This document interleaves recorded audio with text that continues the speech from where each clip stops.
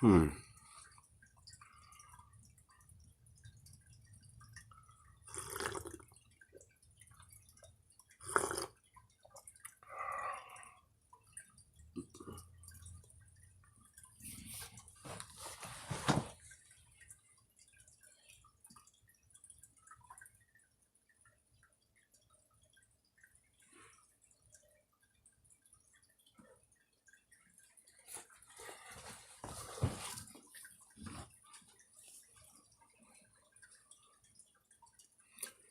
Peace, peace, peace. Trying to get this camera situated properly. This phone. Still ain't get a new stand or whatever y'all call it. I don't know. Oh, shit. I tell you, them damn stands or whatever the hell y'all want to go, them tripods, whatever the hell, they go a long way. Cause I thought I had this. Peace, peace, peace. Who that DT Pat? I can't even see your name. Peace, peace. Yeah, I'm trying to get this camera to sit right, y'all. Want to make sure y'all could see my whole face. I don't have to be crouching down. I thought I had it at the right level, but I forgot that, I always got my brother. He's always telling me, to turn it horizontally. And when I turn it horizontally, now it's lower. And I forgot about that, but I already had my little setup. I got it stacked on a whole bunch of books right now, and I don't even want to have to try to change that. I think I gotta find. I'm gonna find. Hold on one second. I'm gonna get an extra book and put it under there.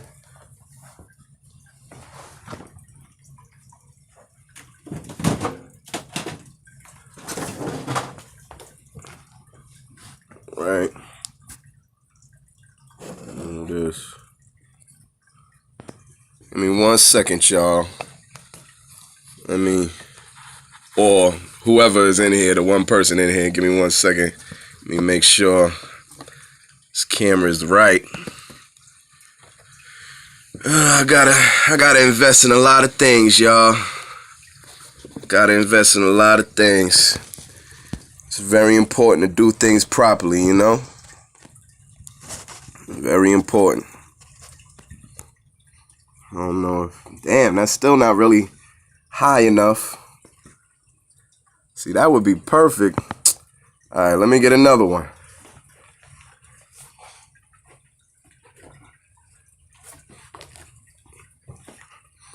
All right, hold on. 1 second.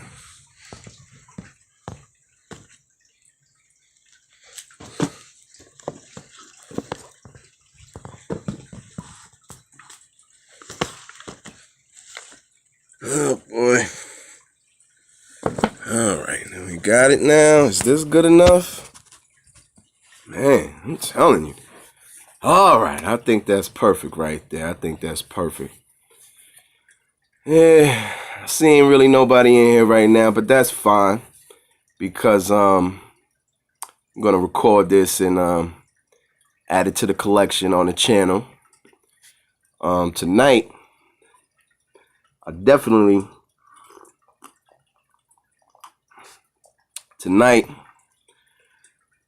I'm noticing with a lot of these black love pages and I don't know, black people meet or black couples and so on and so forth, which is excellent, which is great. We got to keep promoting heterosexuality, black love, balance, unity between the natures and the energies is excellent. But one thing that I think is important that we understand and that we bring to a form of clarity, which is important with everything, which is why I'm always projecting and teaching and making a strong effort to convey the message of source knowledge or source over surface. And that goes with everything. Peace, peace, brother. Oh man, is it my brother from the caucus? I didn't go fuck with you tonight, brother. Don't even hit me with that New Year's shit. You know, I ain't even gonna get started with that. I'm gonna get off topic and all of that. You know what I'm saying? But I already know, bro. I know it's you, man. I smell some wet dog, man. I don't know. I thought I don't know. I could have thought it was you, but anyway, let me shut up. But don't even get me started with that, because the fact of the matter is, how are we gonna celebrate a new year during a time of death? Because winter is a time of death. Let's just be honest. You know what I'm saying? You know, so we didn't celebrate the new year during the winter. You know, the new year wasn't in January and all of this stuff. It's just not our stuff. If y'all notice, I don't really bring attention and too much focus on these holidays and all. If y'all notice, I don't mention a lot of things like at all. And sometimes y'all bring things up, and I'm not gonna lie, I just don't want to focus energy on it, even though I do understand that a lot of these things are topics that is current to us, and therefore some things I do need to speak about, you know, just in order to be relevant to the time frame that we in. I completely understand that, but to be honest with you, you know, many of y'all understand that I'm more of an occultist, I'm more of a metaphysical aspect. So, you know, all of this nonsense, these fake holidays, and you know, I don't get caught up in that, because I know then it becomes my reality, and I don't live in a world. And when I tell you I don't live in a world, I really mean that. Sometimes I won't even be aware certain things are going on because I just don't pay attention to it, and therefore I'm never affected by it. You see what I'm saying? So it's only when I give attention to it am I affected by it. So we damn sure didn't celebrate no New Year, no winter time when everything is dead. When the damn trees is dying, when the flowers and the plants is dying. Why are you celebrating a new cycle or a new year when you surrounded by death? Our new year was during the spring. You see what I'm saying? So, but anyway, I definitely wanted to touch on tonight.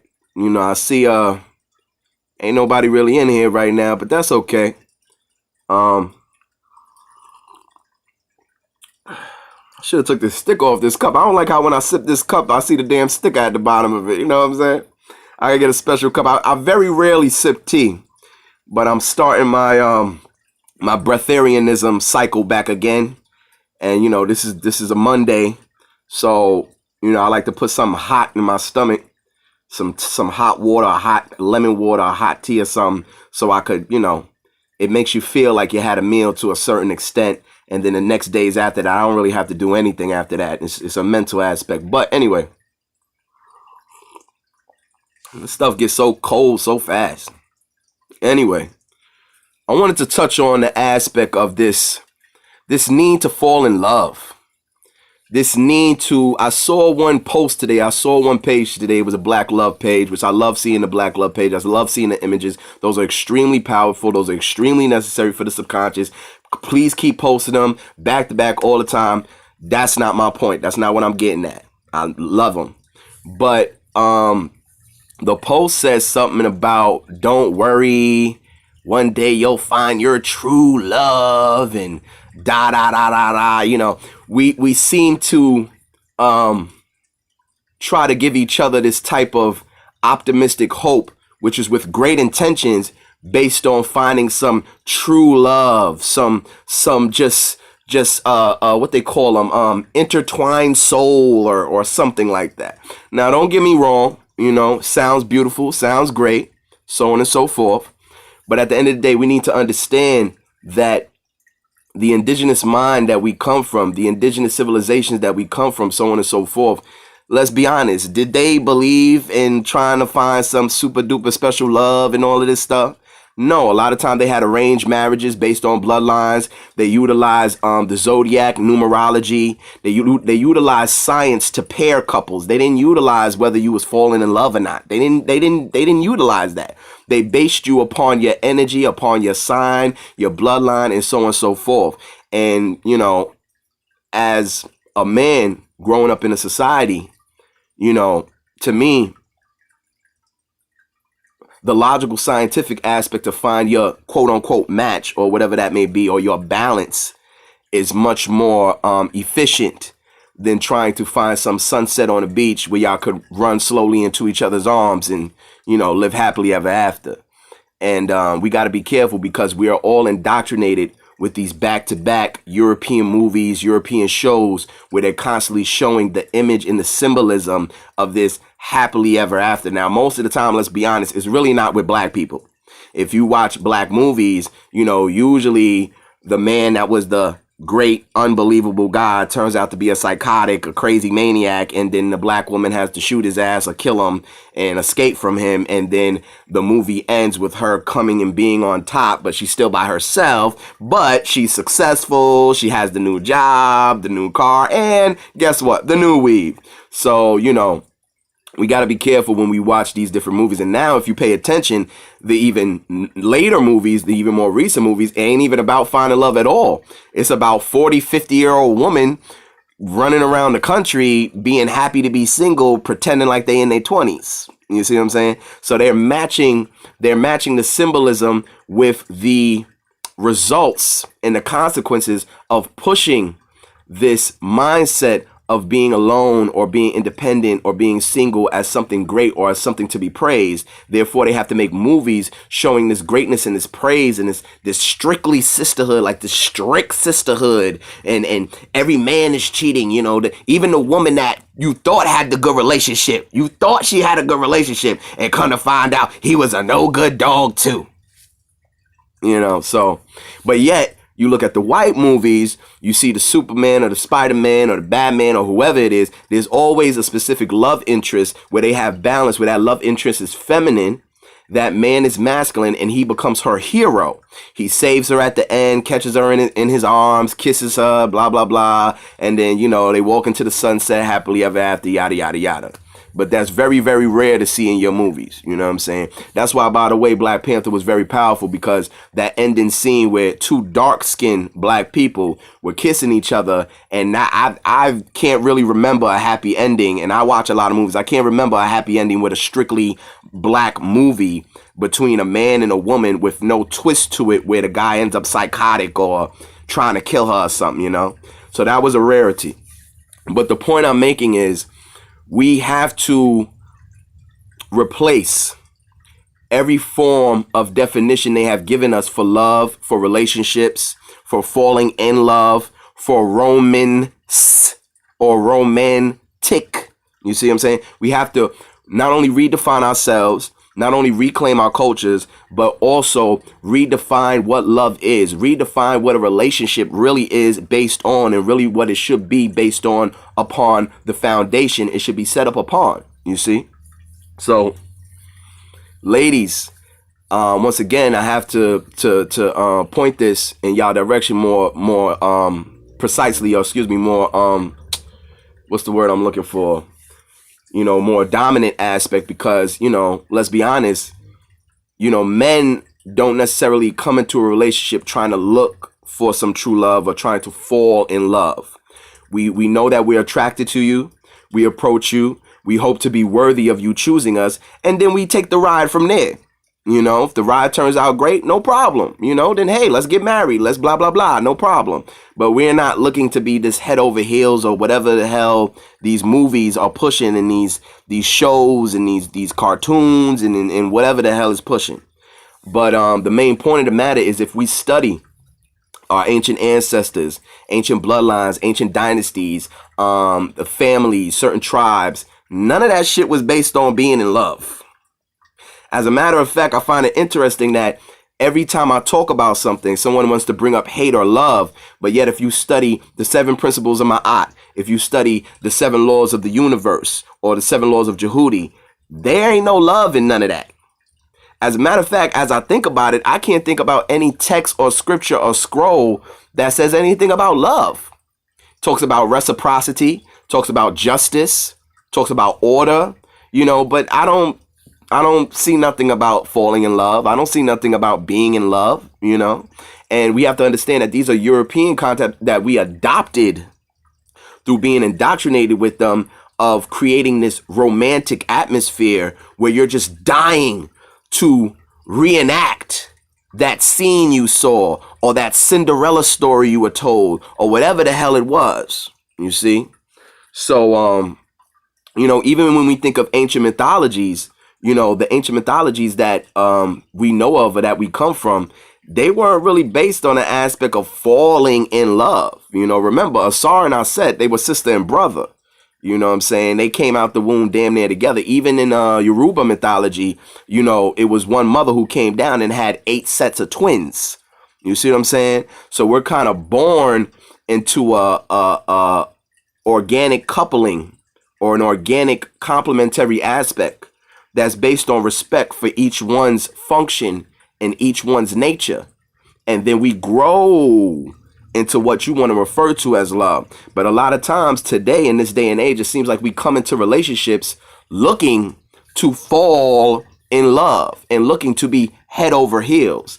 And what I not only feel or think, but what I think is a fact, is that it makes it more difficult to achieve a successful relationship when you're more focused on a fairy tale aspect as a reality.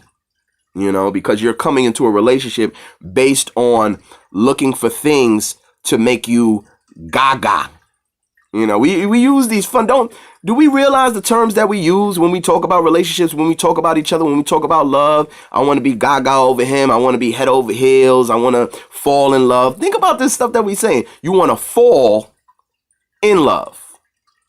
You see, anytime you want to know whether something is a European origin, understand it always has to do with something that's either painful or something related to tripping, falling, hurting, breaking. When the bow breaks, the cradle will fall, yada, yada, yada. You know, are you connecting this? Because remember, Europeans deal with destruction.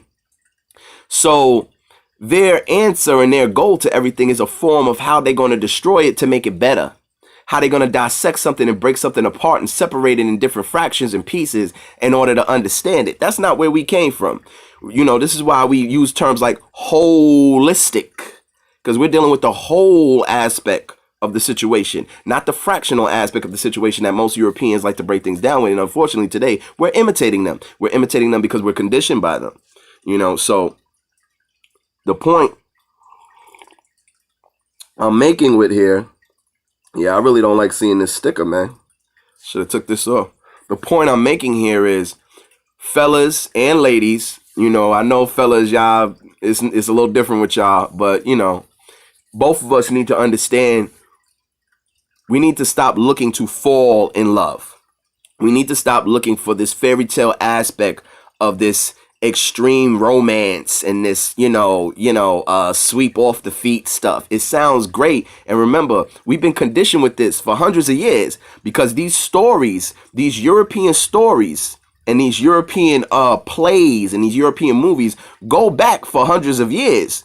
So we've been conditioned with this stuff. And then we also got to remember that most, if not all of these European stories stem from homosexual relationships that were based on needing to either hide or separate them from the home relationship with the wife and then the side relationship with the male.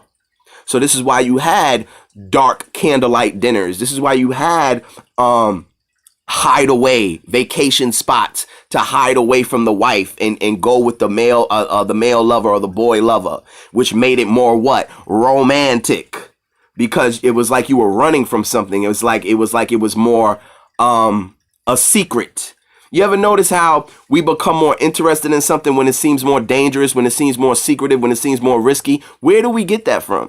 Who do we learn that from? Why do we need risk and danger in our relationship to feel like it's more valuable, to feel like it's more fulfilling for us? Where do we get that from?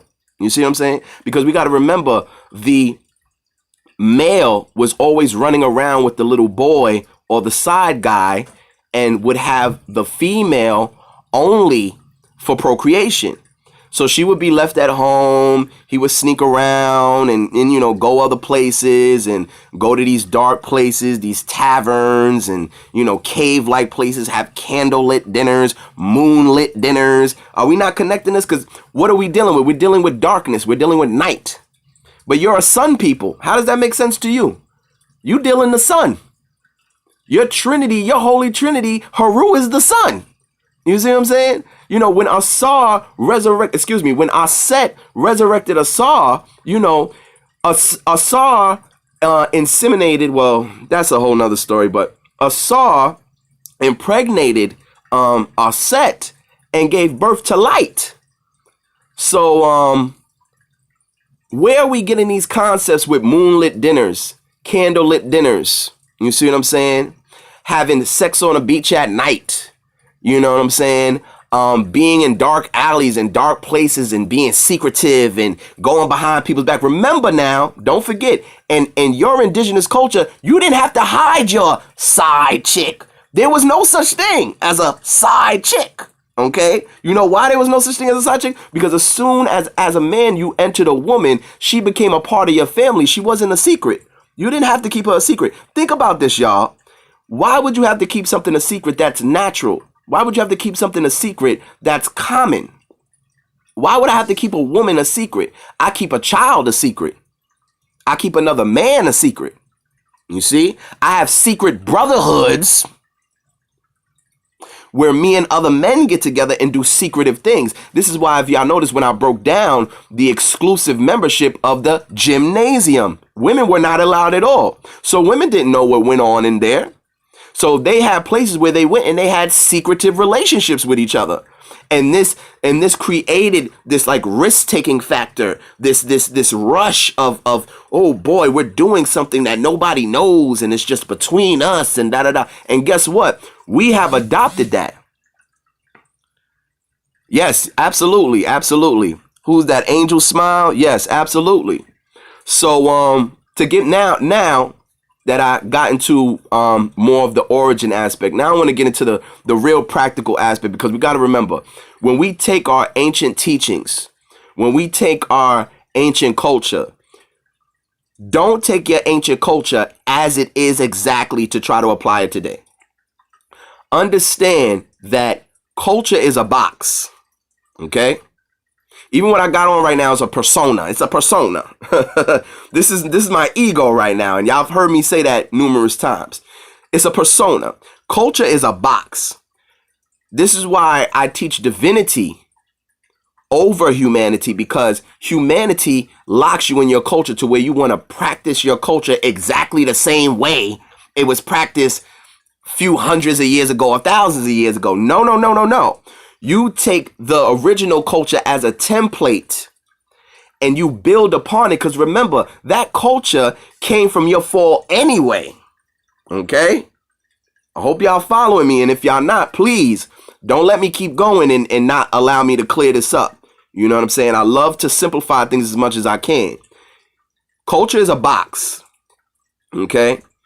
Your culture came from a form of fall, just like your religion came from a fall. Okay, it came from you falling from the misunderstanding of you being a divine being, and now you're worshiping in what you think is a divine being. That's a fall. That's a step backwards. Now, if you're already lower than that, you think that that's higher because you're lower. You see? So you come into Egyptian teachings, you come into Nubian teachings, and you think, oh my God, this is so beautiful, this is so great. But what you're forgetting is those are your ancestors after a certain fall. Okay, so at one point they was at a height and at an existence where they didn't even need that.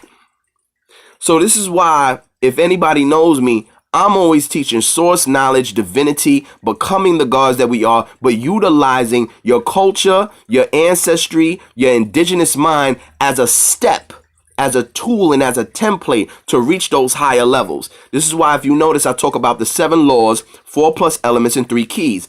I don't give a fuck about anything else. You know, if you notice, you can always tell when a society is falling, because when a society is falling, they need more rules. They need more laws. You see, they need more enforcement. They need more, because you're becoming more animalistic. You're becoming more chaotic. You're becoming more out of control and more disordered. So now I need more things to scare you into obedience, to scare you into acting right, or whatever I am as that ruler at that time think is right. And if we study enough of Nile Valley civilization, we see that they went through so many phases of worshiping Amun-Ra, worshiping Heru, using names to denote certain kings as gods, and then using names to denote certain kings as immortals, and all these different things, because they were going through different cycles of levels of those times, of those different dynasties. So you're looking at cycles and falls. Okay, now I'm getting a little bit off topic, but my point of the matter is, find the oldest aspect and the most ancient aspect of your culture, or of your science, and then take that as a template to build on it. Okay? Everything should be simplified to its purest form before you use it. Because if you don't, it's only going to turn into a religion. Perfect example. You have the 7 principles of Ma'at, but then you also have the 42 negative confessions. Now, if you read the 42 negative confessions, I shouldn't have to recite this. I have not stolen this. I have not, da, da, da, you know what I'm saying? I shouldn't have to do that. But that's me after I fell from the 7 principles. That's me after I fell from understanding and mastering the 7 laws. Anytime you go over 9, now don't get me wrong. I'm not saying discard this stuff, but I'm saying remember that the more things that's added, the less divine it becomes. Now, here's my main point, what I'm getting to. We are in an age right now where we are getting into relationships with each other based on a given perception, conception, and deception on what love, relationship, gender, balance, man, woman is given to us by someone who is unnatural and who doesn't belong on this planet in the first place. Therefore, if you notice with black people, we have a slightly more difficult time staying together longer. Okay? Because as soon as we feel like, perfect example. I don't know, the spark is not there anymore. I don't know, the fire, we've lost our fire. You know what I'm saying? Now, don't get me twisted. I don't want y'all to get it twisted. Yes, have fun with your man, your woman. Yes, enjoy life with them. But you know what I also think is a combination is we are reluctant to express what we truly desire. And women usually expect you to already kind of know or already sense what they want, which you kind of should, fellas, if you are in tune with your woman, if you study her a little bit more and you read her body language. Because remember, she's not one directional like you. She's not fire like you. She's not going to just come straight at you with the shit. She wants you to feel what she feels and then respond to it the way that she needs you to respond to it. Now, we not mind readers. But at the same time, remember, we've fallen so much as men and we have become so goddamn stupid as men that, a woman will say she not mad and we dumb enough to believe her. But we know her ass is mad. We know what we did bothered her, but we gonna pretend like, just because she said the word, she not mad, we gonna pretend everything is all good, which is only gonna make her more mad. You see what I'm saying? So if we understood the balances between our natures, we can utilize and act accordingly to adhere to our needs as men and women instead of just going by. See, as a man, I never speak to my queen in an extremely logical way and expect an extremely logical answer. Okay. And I never fault her or I never judge her for giving me a illogical or an emotional answer. Because that has nothing with her being smart or stupid. It has to do with her being within the moment of what she's expressing at that time based on how she feels due to her right brain dominance. Okay? I have to understand that. And I'm not going to lie. Growing up, I was terrible. I was terrible, man. Because I thought if you didn't think like me, then you was stupid. And any man today that's doing that, you're a fucking idiot. Now, I was doing this in my teens and getting mad at women because, they didn't specifically, want to see that 1 + 1 = 2 the way I say it. Blah, blah, blah, blah, blah. Oh, you not smart. You stupid. That's not true. Because you got to understand in that moment that you are conveying a message to that woman, the combination of your tone, the combination of the environment, and the combination of how she feel is going to dictate how she receives that message. And you have to take all of that into consideration. And then when you take that in consideration, you could respond more efficiently and more balanced to her instead of becoming upset that she's not responding the way that you think is logically right. I'm making sense, y'all? Let me know some. Talk to me, Now, as y'all know, I be talking and sometimes I go all over the place. But my main point is, get out of this falling in love shit. Am I saying y'all shouldn't love each other? No. Hey, you know what? I was thinking this earlier when I was getting ready to make this video. I find it hilarious because we're always talking about, oh, love the animals. Oh, you gotta love animals and love everybody, and we love this and I love that. We throw the word love around like you can just love something automatically.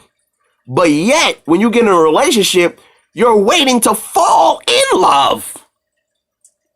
How does that make any sense? Women and white people are always reminding me to love everybody. But I don't fucking know you. I don't know your ass. I don't know what you've done. I don't know where you've been. I don't know how you think. What am I supposed to base my love on? That you just here? So I'm just supposed to love you? That's not intelligence. This is why I don't give a damn about this love shit. Cut this love shit out. I want intelligence. I want respect. I want righteousness. I want reciprocity. I want what my ancestors laid down in the 7 principles of Ma'at. Remember, Ma'at is the complement to Jehudi. That's Jehudi's wife. And by the way, don't forget, each god had multiple wives because Jehudi had Ma'at and Jehudi had Seshat. But I ain't gonna go into that because y'all get funny when I bring that up. But we think both left and right brain in situations unless we are just having an emotional moment. Yes, everybody thinks both left and right, but here's the question. What dominates you, queen? Because your left brain don't dominate you, beloved. It doesn't. I hope y'all can admit to that.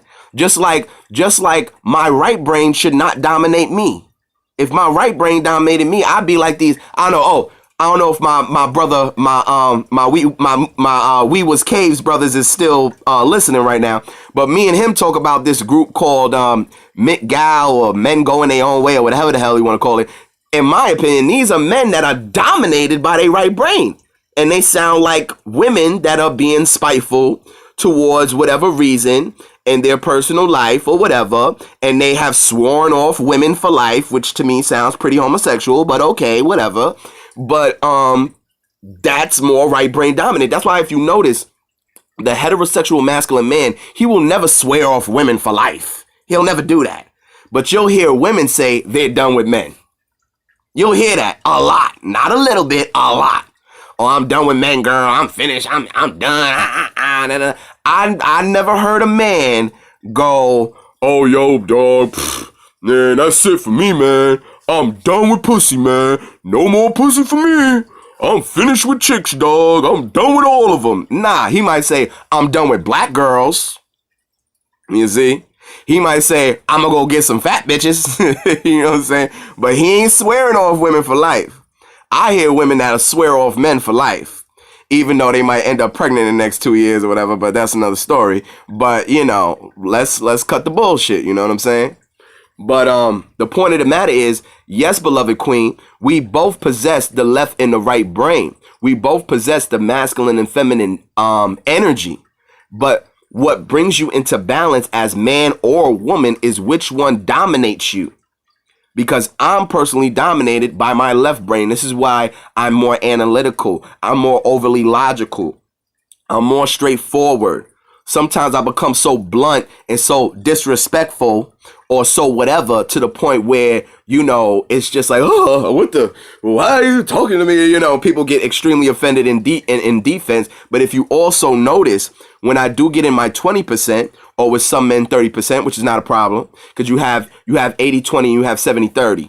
These are the proper balances that should be in each of us. You see what I'm saying? You have some men who are only 20% feminine, who only utilize 20% of that right brain, which usually only comes around when they're trying to be creative or maybe when they're with their children. Or maybe because if you notice, you know, when you're a father or when you're in a relationship with a woman, there's times where you got to tap into that feminine aspect and become her girlfriend to an extent. Not too much. And that's another thing, ladies, y'all have to understand. There's a limit to this in men. And you can't get mad when he reaches that limit and he just shuts off. And you go, are you listening to me? You can't get mad at him for that. That's his nature. He's reached his 20%. Give him a break now. Let him add it back up and then come back. Don't get mad at him for that. Because that's what how he's wired. He's not wired to be your girlfriend. He's wired to be your solution. He's wired to be your problem solver. He's not wired to be pure expression like you. Your expression. Okay? So if we were to understand how to complement each other and how to cater to the differences that come with our natures and that come with our energies, we would last so much longer in relationships. We would have so much stronger foundation. The same ones that our grandparents had. Come on now.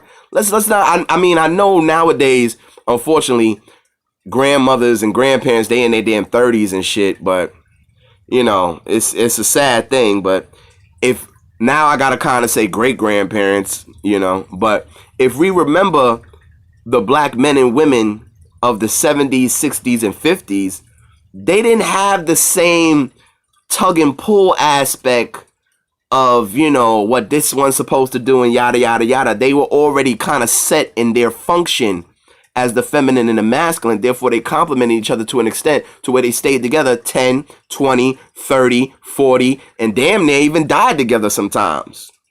You see what I'm saying? Because that's what complement energy will do. It will create a constant, infinite, orbital aspect of going round and round and round, to the point where it creates a momentum that never has to stop. I don't know if y'all ever studied magnetic engines or magnetic sources of energy. Thank you for your info on homosexuality. It really planted even more seeds of truth in me and my journey. Yes, anytime, Queen. Please utilize me. I am your tool. I am a divine instrument, and I accept that. I accept my position and my nature as man. But like I was saying, look up magnetic motors, which they'll never use because, you know, that's just free energy. They'll never use that stuff. But if you take numerous magnets and all you got to do is utilize their polarity aspect, they'll spin forever. And then you utilize that's rotation to build friction and energy, and then you just store it. You see, Tesla used to do stuff like that. Oh, you know what I'm saying? Because once I take the push and the pull aspect, and then I keep flipping other magnets into a circle, they're all going to push and pull each other to the point where they're all doing this. And remember, a magnet never loses its push and pull because it's a north and it's a polarity aspect. It's a polarized aspect. Polarity is forever. This is why, if you notice, even in homosexual relationships, dyke relationships, lesbian relationships, trans whatever relationships, there's always somebody who is in the masculine energy in dominance and the feminine energy in a more passive aspect. I don't give a fuck who it is. There's somebody who's playing one role and who's playing the other. I brought this up numerous times. If you look at the rapper Young Ma, the rapper Young Ma is not looking to start a relationship with Snoop from The Wire. She does not want Snoop from The Wire. Snoop is a girl. What's the problem? Snoop has a vagina. What's the problem? The problem is Snoop is projecting the masculine energy and Young Ma is projecting the masculine energy. She don't want that. She wants the most feminine energy she can find. And that's why every time I bring this up, even women agree with me. That's why, if you notice, I never seen a dyke with a regular, ugly, fat, normal, whatever it is, female.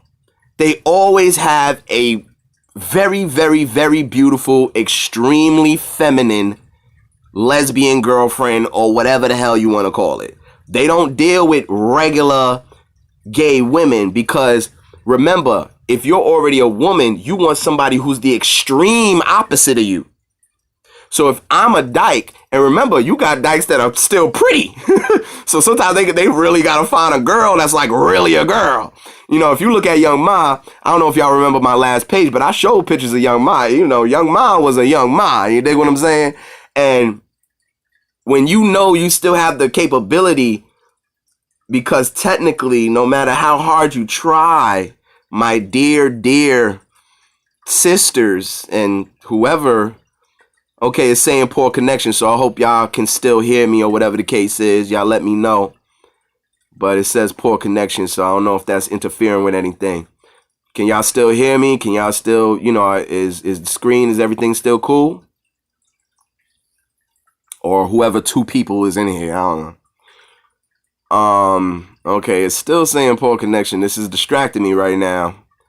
The time is still going, so I'm assuming that y'all can hear me or that's being recorded correctly. The connection is fine. Okay, great. Now, like I was saying, you can't escape polarity. And polarity is the energy, not denoting the function, not the physical. So an extreme masculine dyke does not want another masculine dyke. That's not how it works. And I don't give a damn who you are. Some of y'all know these LGBT, XYZ, QB, XP to the second power motherfuckers.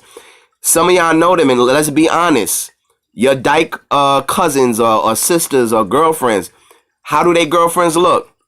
You would have never known that they was gay, huh? Because they look very feminine. They look like very beautiful feminine girls. Those really want a man and sometimes ain't really gay, da da da. Oh, well, to be honest with you, don't get me started with the fact that the feminine is bisexual in the first place. Now, when I say that, before y'all go jump out the window, when I say that, what do I mean? The feminine is the only being that some do stud on stud. But stud on stud how? Because the only time I see that is when you're trying to watch a porno with a stud on stud. I've never seen two studs in real life that are in a long-term relationship together. Like both of them wear the strap on. You know, I don't know. But, and not only that, are we reaching for majority or are we reaching for exceptions? Because let me tell you something. I grew up in a neighborhood where there was a lot, you know, unfortunately, I mean, as we know in black neighborhoods, we seem to accept the gay women, but the gay men are not accepted, you know, which is more proof that whether we admit it or not, we know that man and woman is not the same. And we also know deep down inside that woman is bi energy or bipolar or bisexual. So you have men that'll hang out with a dyke girl, but they won't hang out with a flamboyant, super flame on guy. They're not going to chill and smoke a blunt with him. You know what I'm saying? Maybe y'all see that today now, but growing up in my neighborhood, you know, there was dyke girls and we didn't have a problem with them. And we didn't know any flamboyant homos. They was either on the low and we never knew, or they just, we wasn't going to kick it with a flame on. We didn't do that as men. As heterosexual men, we don't do that. But we accept the snoops from the wires. You know what I'm saying? We accept the young Maz. We'll smoke a blunt with them. We'll kick it with them. You see what I'm saying? Because they're projecting the masculine energy. But we won't kick it with a man that's projecting pure feminine energy. We won't do that. You see? Now, once again, like I said, y'all can reach for exceptions. But I'm talking about the whole aspect. Okay? I could talk about an elephant that walks a tightrope. I could talk about a polar bear that don't live in the North Pole. There's exceptions to everything. But what I'm talking about is the whole aspect in majority. Not the exceptions, not the handfuls, okay? So, my point of the matter is you can't escape polarity. And that's what polarity is. And even if you notice, even in those stud on stud or lesbian on lesbian, if you go to these people's homes and if you like really interact with them, one of them is more dominant than the other. One of them is more dominant than the other in some extent. One of them gives the order. One of them puts things in order a little bit more. So you're still not escaping it. They're not exactly precisely equal. That's what I'm saying. You see what I'm saying? And I find it a little difficult to have certain conversations because a lot of people want to reach for the exceptions, you know? But even if you spend time with these stud on stud or whatever, and then see, now I'm reading all your comments. Now you got me stuck on this stud on stud. I'm not trying to get stuck on this, but anyway, yes. But my main point is you can't escape polarity. I personally, anybody that follows me know I don't waste time with exceptions. I deal with majority, okay? And the majority of flamboyant men want a down low man. They want a man that acts like a man and he thinks he's on the down low. They want a man that's going to treat them like a woman. They want, you see what I'm saying? The exceptions of a flamboyant wanting another flamboyant, you know, whatever, okay? But, okay, All right. Now back to the aspect of us needing to understand that this concept of needing to fall in love, this concept of needing to be head over heels, this concept of needing to be gaga over somebody or crazy over somebody or whatever the case may be, is hindering our ability to have lasting, strong relationships between each other that's just based off mutual respect, based off intention, capability, and potential. So at the end of the day, the practical foundation and the point I'm trying to make is, as men and women, I don't really have to say this with men because, like I said, men, when they're attracted to a woman, they go for her, they try to impress her, they hope that she chooses him, and then how the relation goes after that depends on how he feels about her later down the line. She might be looking more to be in love. If she feels like she's not in love, then she'll never take the relationship serious, you know what I'm saying? Or whatever the case may be. If we came into relationships utilizing three things only: the mutual respect of each other's nature and function, meaning I as a man respect your feminine nature to sometimes be indecisive. I as a man respect your feminine nature to be a little bit more emotional than me. I as a man respect your feminine nature to need to express yourself. I don't shut you down. Ladies, any man that talks about you being too needy or talks about you talk too much or whatever it is, that's a flag. That's a flag, ladies, because I should understand that as a woman, it's your nature to express yourself. When you feel something, you want to express it. When you feel something, think something, you need to express it. That's why the more you hold it, the more it turns into what? Backache, headache. It starts manifesting into these different things. And you don't know, you think you don't know where it comes from. Because remember, we follow European society where the European doesn't acknowledge the polarity of the physical. They only acknowledge the physical, but there's a polarity to the physical. You see, it's called the spiritual, or it's called natural energy. So you can dwell on something as a woman and cause aches and pains in your body. And because you're trying to be overly logical, you're like, I don't understand why my head hurts. I don't understand why my lower back hurts. I don't understand why this. And by the way, if you study meridian channels and certain energy based on the anatomy of the body, and you really study, you'll find out that back problems or stomach problems or head problems are directly connected to certain forms of emotion that are in excess.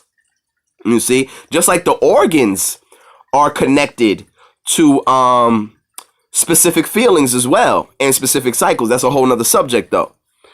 But my point of the matter is, get out of the mind frame of needing to fall in love. Fall in love. You can have love and eventually be in love. I'm not saying don't not want to be in love. And you can also have an aspect to where, I don't know why this thing keeps saying poor connection over and over, but if y'all can hear me, that's fine. But it's just very distracting. This is orange bar going across the screen every 5 seconds. Poor connection, poor connection, poor connection. But if y'all can hear me, if it's still recording, it's fine. I'm a try my best to ignore it, but it's just kind of ignoring. But anyway, we need to come into relationships with each other utilizing three things. The first and the absolute foundation of all relationships across the board, whether it's with humans, animal kingdom, plant, whatever, is respect. You respect the tree.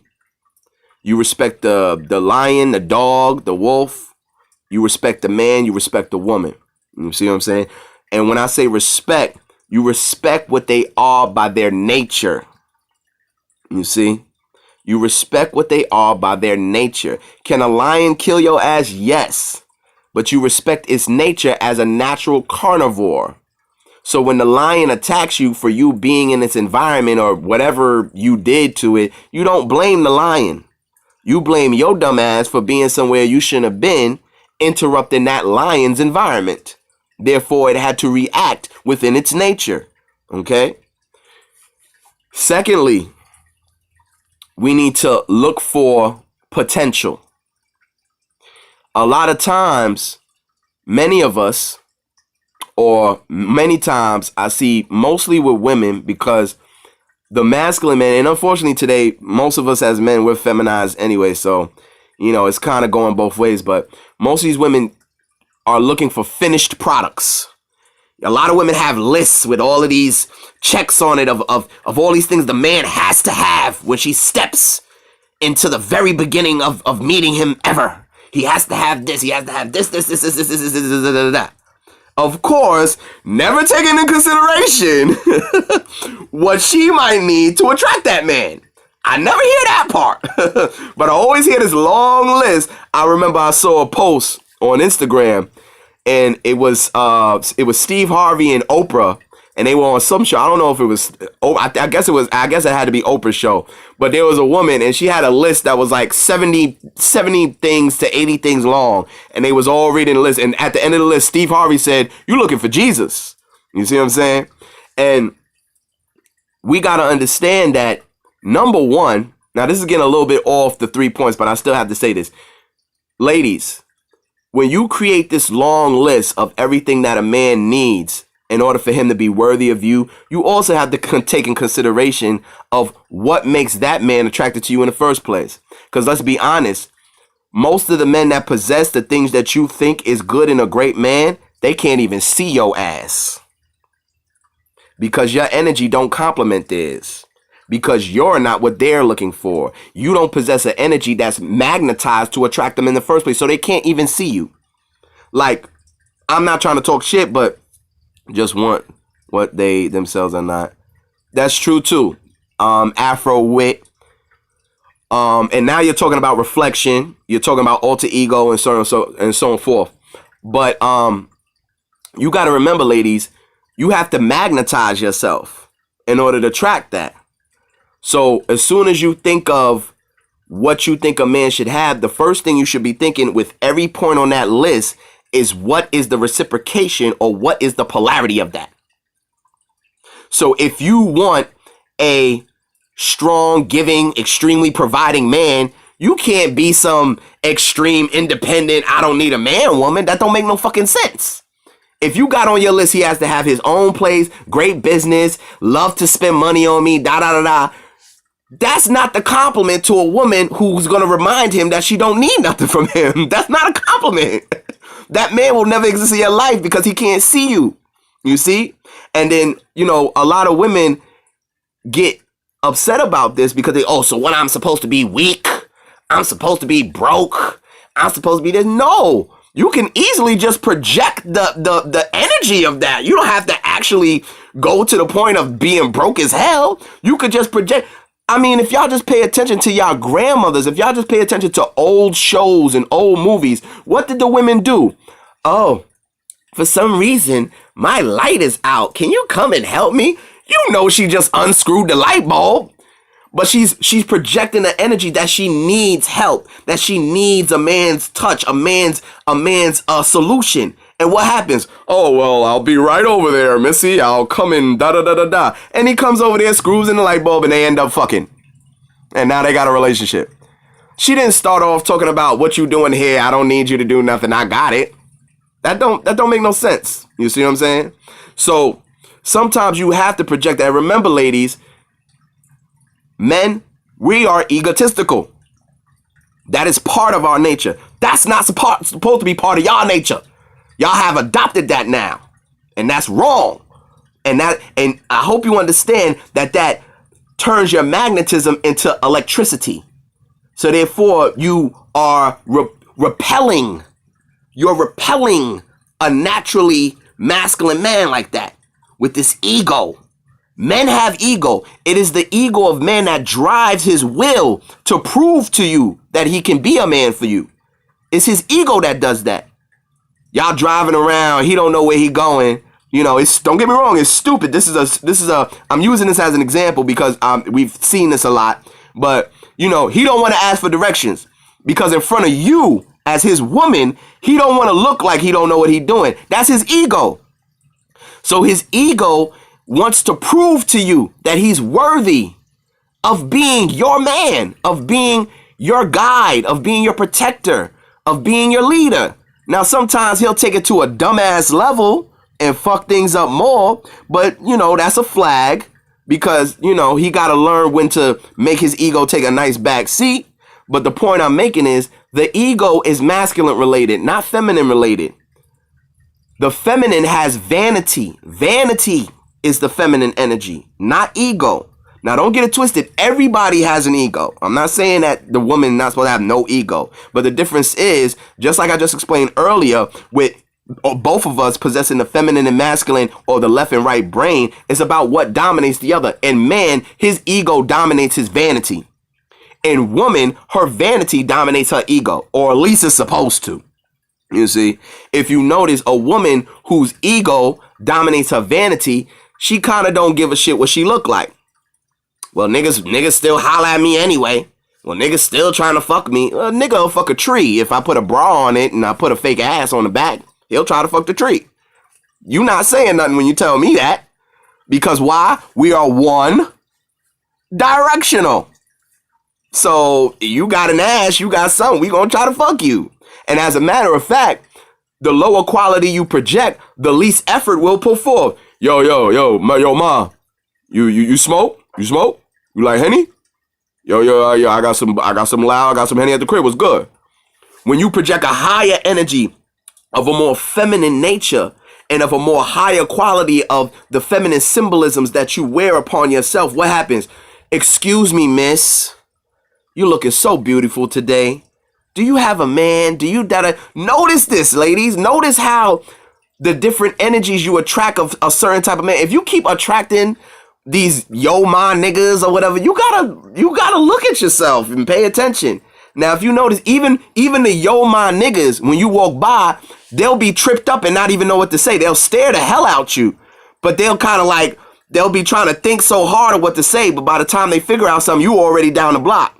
You see what I'm saying? And not only that, when you're at a certain level of energy in your feminine quality, you'll intimidate that low quality nigga. You'll intimidate him to the point where he won't know what to say to you, so therefore he won't say shit. But you come outside with stains on your sweats and some dirty flip-flops and, well, I don't give a fuck, I'm just going to the store, who cares, da-da-da. All right, fine. Hey, listen. That's your choice. But remember, everything possesses an energy and projects either a high or low quality. Now, you just go into the store, okay. You just go in here, you feel you ain't got to do this, okay, no problem. But if you remember your old school women, they didn't step outside the house unless they felt they were looking proper. If you study the old school women, they didn't just go outside looking like anything.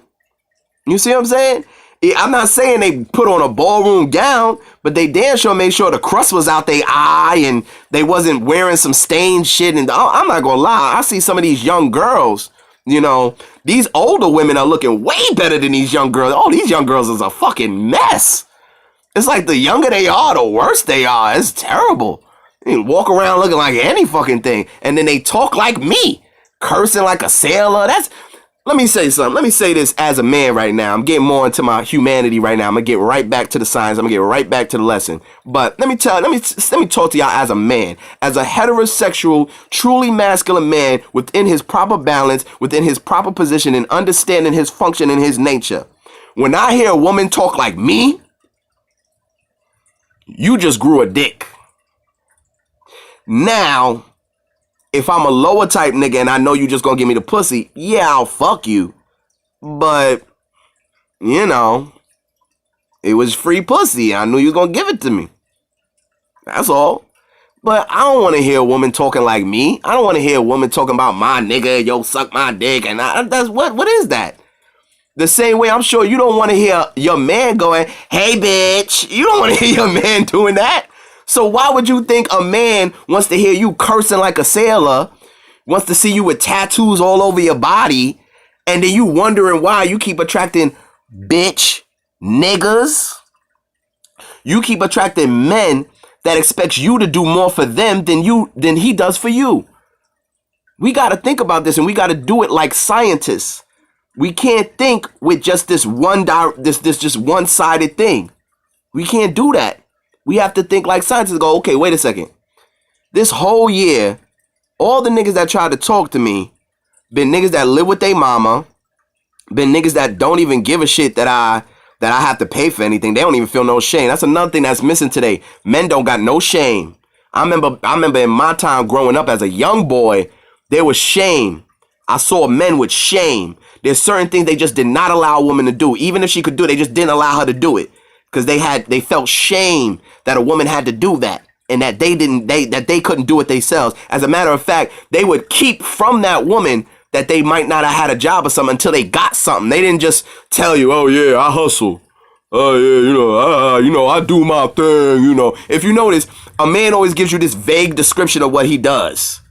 I be doing my thing, I get money, I get it here and there. Well, what do you do? I do a little bit of everything, you know what I'm saying? Nigga, you ain't got no job. And the sad part is you're proud of that. You're proud of that shit. Well, I be in the studio, you know what I'm saying? I be dropping tracks and, all right, well, what do you do? Well, I here and there, I dabble in this and that and nigga. And then you choose that man and 6 months later wonder why you can't save money. Okay? Your shit is being depleted. Yeah, he might give you some good dick. His dick might stay hard, he might look good, whatever the case is, but at the end of the day, he's not fulfilling his function. And therefore, you're not being fulfilled as a woman. But remember, the feminine is a sustainer. So a lot of times, it'll take y'all a long time to get rid of that guy because y'all are sustainers by nature. Sometimes you'll stay with a nigga for years not wanting to be with him or just being disappointed in him or being unfulfilled, holding on to one good thing, whether it's the dick, whether it's because he's a super fine nigga, I don't know, whether because he's popular, it could be anything. But you'll hold on to one good thing and sustain that shitty ass relationship because y'all are sustainers by nature. Man is a changer. Now, remember, change could be bad or good. Change don't have no specific aspect. You could meet a man, ladies, you could meet a man and that man turns you into a pothead who gets more high, clubs more, spends more money, and you look up one day, you're like, damn, I didn't smoke this much weed before I met you. Be like, damn, I didn't eat motherfucking Crown Fried every night before I met you. Be like, damn, well, wait a second. I ain't spend this much gas or da-da-da before I met you. He changed your ass. Or you'll meet the man that'll be like, listen, babe, I'm sorry, but I'm vegan and I can't date a woman that da-da-da-da-da-da. Next thing you know, you vegan. Listen, baby, I'm sorry, but, hey, if we gonna do this, you need to do A, B, and C, blah, blah, blah, blah, blah. Next thing you know, you get into spiritual stuff. You doing this. He's a changer. And he's changing you. And then notice, let's flip it. With the women, what do they say? I thought he would change. Well, why did you stay with him so long? He told me he was gonna try harder. He told me, you didn't change him. Now, don't get it twisted. You can inspire a man to want to better himself. Okay, now we're saying very bad connection. Still y'all, right? Because now the shit.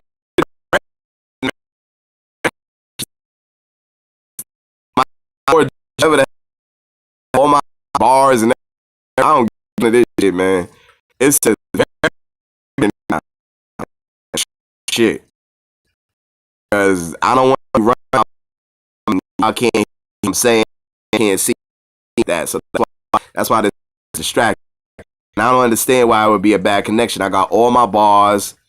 I don't get it. It's pausing quite a bit. Nobody wants to be a slave. Rap is a means to self-sufficient income. Yes, okay. All right. Sounds like we might have a rapper in the audience. I'm just using these things as examples, y'all. Don't take it personal. I'm just using examples as I go. The reality is every nigga on the planet want to be a fucking rapper now. So if you feel it's incoming or hey, that's great. But I'm just using these things as examples. Don't take it personal. All right. But every nigga on the planet I know want to be a fucking rapper. So whatever. I'm just trying to make a point. All right. Okay. Coca-Cola and people want to mimic those who are in role models. Yes, we mimic a lot. We definitely do. We are imitating like a motherfucker. And the problem is the ones that we're imitating are also imitators of the ones who have no soul. So, you know, look at these rappers' names. Most of these rapper names are named after white gangsters or white people. And then even today it's even worse because they demean themselves, because before every one of their names, they put little behind it. They never used to do that. If you look at the rappers from the 90s and the early thousands and the 80s, name me one rapper that had little in front of their name. Nas, Jay-Z, Rakim, Big Daddy Kane, name all the rappers you could think from the 90s backwards. Name me one that had little in front of their name. Today, everybody's little. I asked a question and said the same thing. Why is that? Everybody's little. Lil Yachty, Lil Pump, Lil Wayne, Lil Doo-Doo, Lil Boo-Boo, Lil Gagagoo. What the fuck is going on? I don't want nothing little being associated with me as a man, all right? I'm a grown motherfucker, all right? I don't want no little being associated with me as a man. All right? Now, anyway, we getting off topic, y'all. We got an hour in. I don't want to take too long. I don't like making my videos too long because I listen to y'all. I listen to y'all when y'all give me feedback. So, you know, I had one brother tell me, you know, not to make the videos too long. So I don't want to make this too long. But the point of the matter I'm saying is, y'all, get out of this falling in love bullshit, because it's bullshit. Let me be clear. Am I saying y'all shouldn't have love for each other? Am I saying you shouldn't love your partner? Excuse me. You shouldn't love your man or your woman, because I don't want to say partner. That's associated with that homo shit. Am I saying that? No, I'm not saying that. But what I'm saying is love is built off the foundation of respect. I'm going to use an example that I use all the time.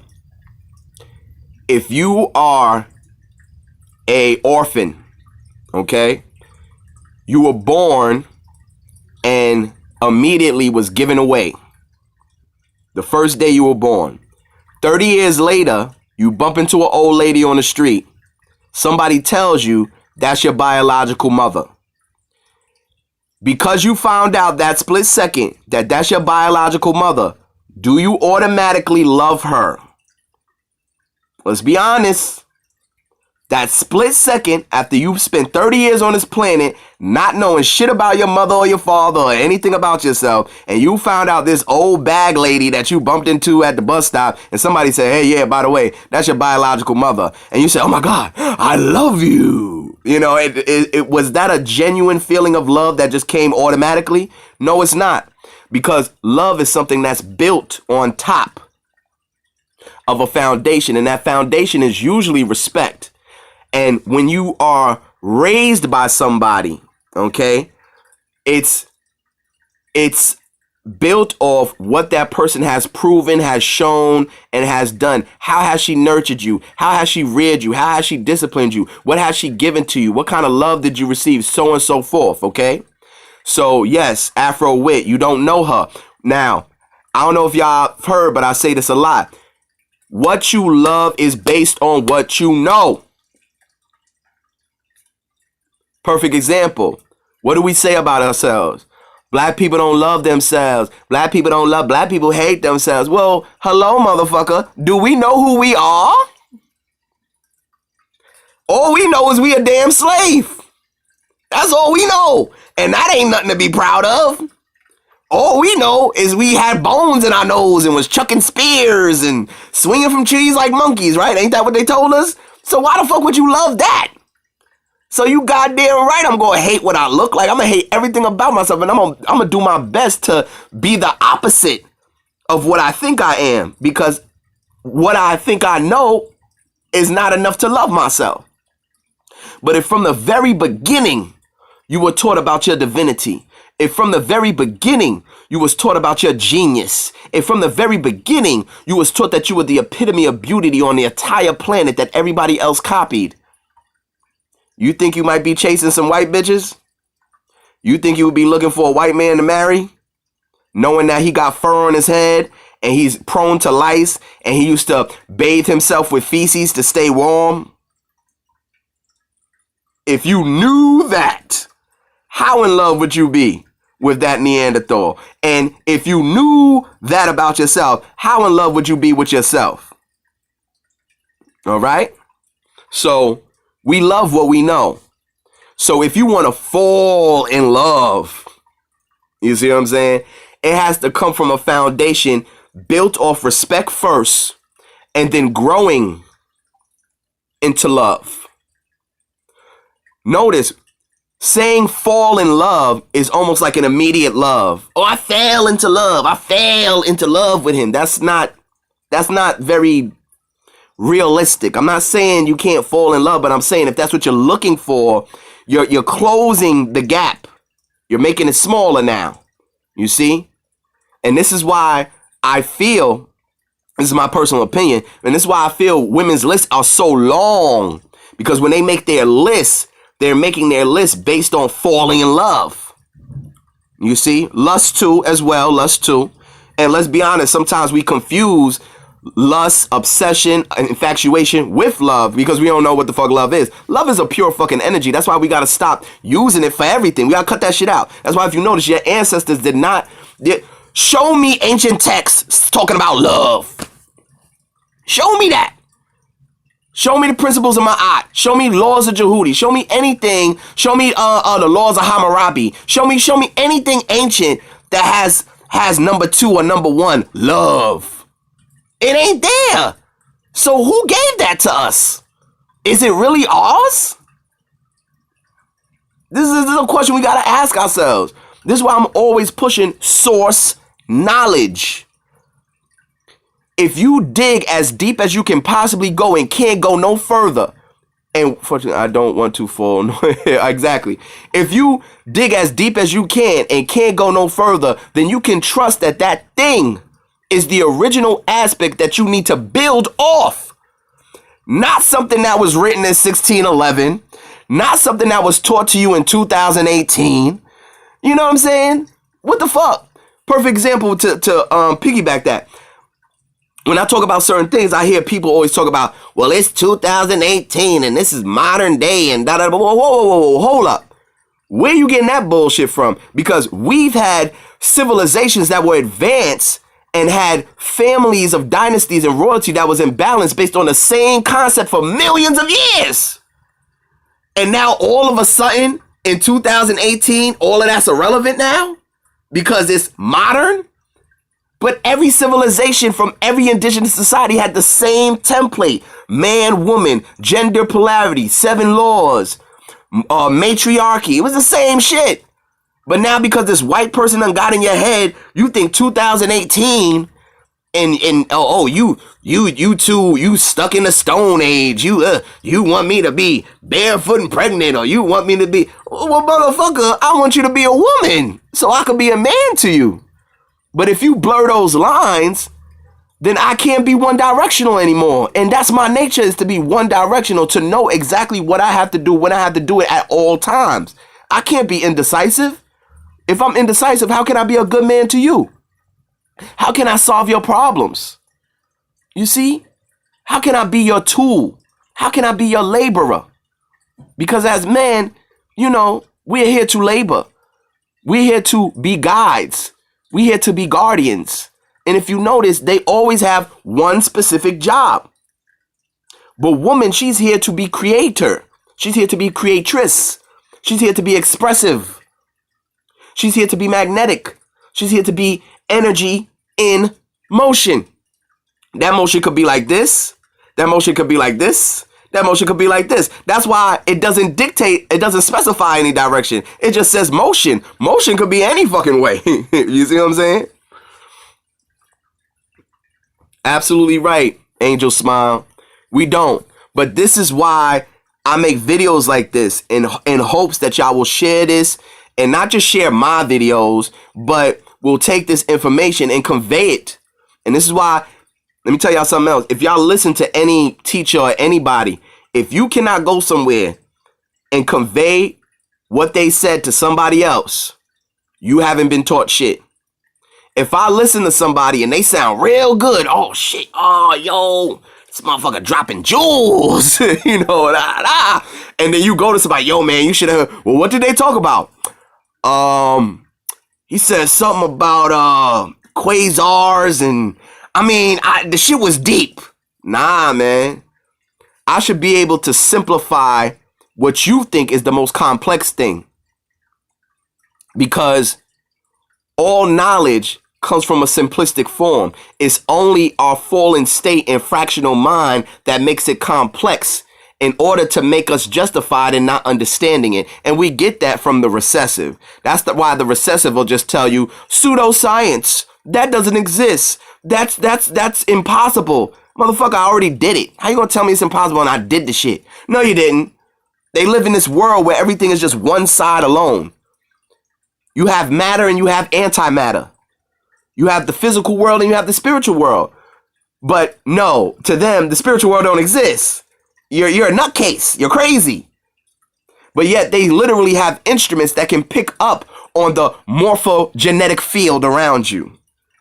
But then when those science prove to them, they dismiss that still and call those scientists pseudoscience. We got to stop following these goddamn people, man. We got to, I mean, on every level, leave white people alone, okay? This ain't shit about hate. This ain't shit about racism. They are not you. They are not in tune. They don't understand things, and they only have one side. And this is why they're fucking blind. They're always seeing out of one. They always gonna have a blind spot because they're only seeing out of one eye. They're not seeing out of all three. Y'all listening? So to wrap this up, y'all, and please, you know, anything that I might have said, don't let me cut anything short and not expound or not explain or not give more detail or whatever. You know, let me know anything. But to wrap this up, love is an energy. It's a pure energy. It's an energy that's really not supposed to be dictated. They talk nothing of family, men, roles, etc. We need more like this in this so-called country. Nobody explains that emotions are nothing but energies, okay? So if you're trying to look for love in somebody or look to fall in love with somebody, you're technically already setting yourself up for sabotage. But see, respect can be given or taken from anyone, okay? But love, to an extent, just like submission, has to be earned. It has to be an accumulation of deeds, an accumulation of acts, accumulation of thoughts, an accumulation of a process that comes to a conclusion that one day you go, damn, I love this nigga. Damn, I love that bitch.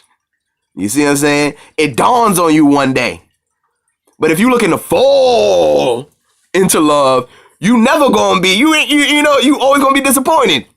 Cause you wasn't head over heels. You lost the fire. You lost the spark. But you forgetting that fire and that spark you keep talking about was nothing but your root chakra.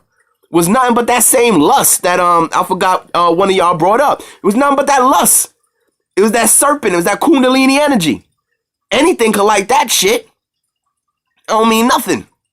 As a matter of fact, if you stuck in that root chakra, you stuck in your lower self. Don't get me started with spiral energy. You know, that's a whole nother subject I'm not going to get into right now.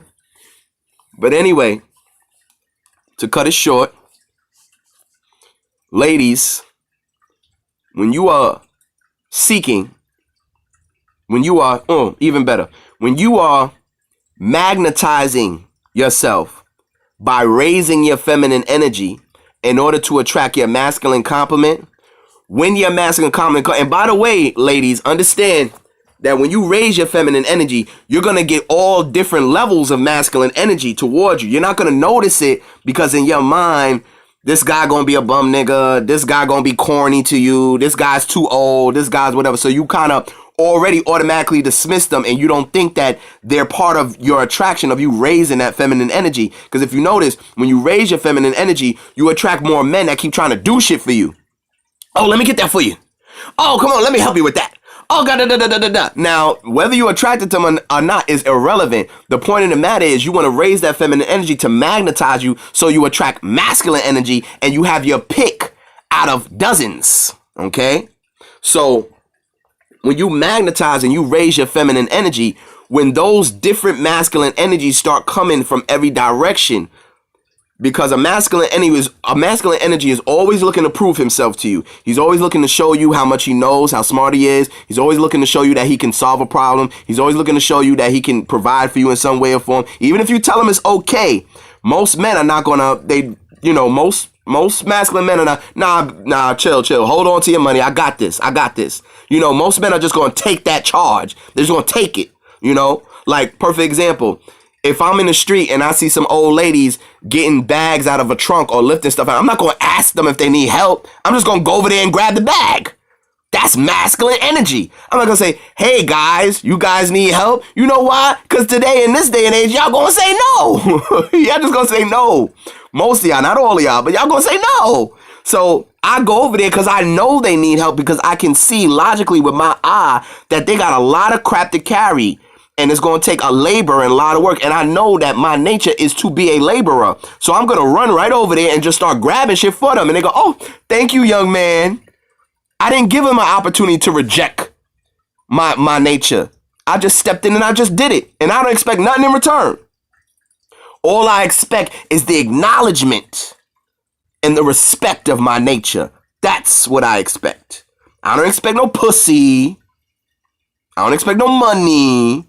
I expect the acknowledgement. Many women want to give. I expect the acknowledgement and the respect of what I am, my function, and the action that I took charge in. Now, we talked about respect. Now let's talk about potential. Because once you start attracting these different men by raising your feminine energy, because remember, ladies, the feminine is not laborious. You shouldn't have to be going. I'm not saying sit in a closet in a corner and fucking meditate and niggas gonna come knocking on your door. I'm not saying that. But what I'm saying is you're not out here to hunt. We're the hunters. We're the pursuers. But when you raise your feminine energy, when you enhance your beauty, when you take great pride in being feminine, you'll notice that certain men will look at you a certain way and then they will move a certain way around you. Now, here's the second part. Potential. After those 3, 4, 5 guys that was at the job and that lived down the street or whatever, and whatever the case is, coming at you a certain way, you assess them in your head. You go, okay, well, this guy, he look like he got a little something going for himself. You look like, okay, well, he don't dress the best, but that's clothes. I could fix that. He got an ugly ass haircut. I could bring him down to Mine Ascension Barber and he could fix that. You see what I'm saying? You focus on his potential. You say, well, he don't dress the best, but those are just clothes. Anybody could change their clothes. He don't got the best haircut, but that's just a haircut. Anybody could change their haircut. He might not have the best hygiene, but hey, I'm feminine. I'm supposed to be a master at hygiene. So, I could always wash his clothes for him or whatever. What's left? The only thing that's left is the raw potential of him. And what's the raw potential? Is he knowledgeable? And when I say knowledgeable, I don't mean he has to be a genius. I don't mean he has to know ancient history. I'm not saying that. Is he knowledgeable about cars? Is he knowledgeable about some form of business? Is he knowledgeable about getting fast money? Is he knowledgeable about handiwork around the house? Is he knowledgeable about who he is? Does he possess some form of knowledge that can be utilized by you? That's potential. You see? Then you go to capability. What is he capable of? You see? What is he willing to do? Is he willing to defend me? Is he willing to put me first before himself? See, these are the things that are by far more important. Does he desire to know constantly? There you go. Absolutely. Does he desire to learn or know constantly? Absolutely. And also, does he possess the will and the understanding that most of the time, can he put me before himself? Is he willing to go without to make sure that I have? even if it's not material, even if it's just pure affection and pure attention. There's times where we come home and we don't want to be bothered. But if we're true men, we understand we can't ignore you because you ain't see us all day. We got to take in consideration that in your mind, you ain't talked to us all day long. And you got things you want to talk about your job. You got things to express. We can't go home and then want you to shut up. That's not fair. What kind of shit is that? That's us being selfish. So we got to go, hey, babe, how was work today? Everything was cool? Oh, let me tell you what so-and-so did. Now, lady, he might be sitting there, act like he listening or whatever. But if he's making an effort, give him a fucking break. Because at the end of the day, what he's showing you is that he put himself first because he really don't want to hear shit. He really just want to sit on the couch, take his shoes off, and just relax after a long day. But he also makes sure that he gives attention to you. And he wants to make sure that you still know that he's there to listen to you. That's a good man. That's a man that's a keeper, man. I hear these men today, they complain that they women want to talk to them. What the fuck is wrong? Nigga, what's wrong with you? You know, when I hear the type of women that these men desire, guess who it sound like? It sound like another man. Yo, I want a chick that's cool as fuck, never have no problems, not emotional, loves to play NBA Live, smoke weed. Yo, I just want a cool ass chick that ain't got no problems. Nigga, what? What? You want your homeboy to put on a wig. That's what you want. Because if you got a woman that never had no problems, then what the fuck is your purpose, nigga? What's your purpose? That means you obsolete. That means that you unnecessary. You unnecessary. What you there for? If you can't fix nothing and if you can't be a solution, what is your purpose? They have no business in relationship with a woman till they grow. Absolutely. And now that you said that, Angel Smile, now you're connecting something else that I talk about. A lot of y'all women are settling with men who are becoming your sons, not your man. Y'all are fucking y'all sons. And I don't mean biologically. I mean, y'all got men that is literally like your son. And he's fine with that too. That's a big flag. He's fine with it. He's cool with it. You see what I'm saying? And unfortunately, that's the majority of us. I got to be honest. That's the majority of us. We're content with allowing a woman to take care of us completely. Don't get me wrong, fellas. I'm not saying she shouldn't do nothing, but what I'm saying is her reciprocation is not the same as your providing. If you buy her a jacket, don't expect a jacket back. That's not how it works. Problem with many females today is that they dismiss the masculine man's purpose but get emotional over men not helping. Absolutely. That's true. Which is contradictory. That's very true. Afro wit. That's true. You know, it's a contradictory aspect we live in today. Because you always want to remind me how you don't need me, how you're independent. But then if I believe you and I start moving like that, I ain't shit. But you said you ain't need me. So now I don't even look to see if you need help. Which is stupid to me with me as a man, but I'm overly logical. And today I'm not going through a rites of passage where I have my uncles, I have the OG off the block, or I have a father or older brother telling me, nigga, you stupid, you believed her when she said she was fine? Nigga, you better go over there and check on her. We don't have that no more. You see? Now let's go to the last thing. Intentions. We got respect, potential, and last is intentions. What is that man's true intention? And unfortunately, let me not say most, because if you're dealing with a real man, he gonna keep it real with you. But unfortunately, these men today, we're very deceptive in trying to achieve some goal with a woman. So, but women, y'all see the flags a lot and y'all ignore them. Keep it real. Keep it real. I listen to y'all as women. I talk to women all the time without no type of strings attached. Women in my DM, women in my life, you know what I'm saying? No strings, but I listen to them and y'all will see the flags and ignore the flags. You know, or when I met him, the first thing he asked is, do I live alone? And, you know, do I got my own place? That's the first thing he asked me. Why he asked you that? Because he want to make sure he got a place where he could fuck you for free. He want to make sure he got a place where he could crash at for free. You see what I'm saying? Why is that the first thing on my mind? You see what I'm saying? So there's certain things that he will project as a man, as a male, in order to show his true intentions. When I meet you as a woman, I'm not gonna lie, I'm not really concerned with how extremely independent you are. I'm more concerned with how feminine you are, nurturing you are, creative you are. I'm definitely concerned with your beauty. Of course, I want you to be beautiful. I want you to be that spiral curve you're supposed to be. I'm a man. I can't help that. I'm not going to deny that. You goddamn right. Same way that there's certain attributes physically that I know you look for in a man that I should possess. You dig what I'm saying? So if a man's first thought process is, do you got somewhere I could crash? Do you got somewhere I could smash? Blah, blah, blah, blah, blah. You know, oh, are you needy?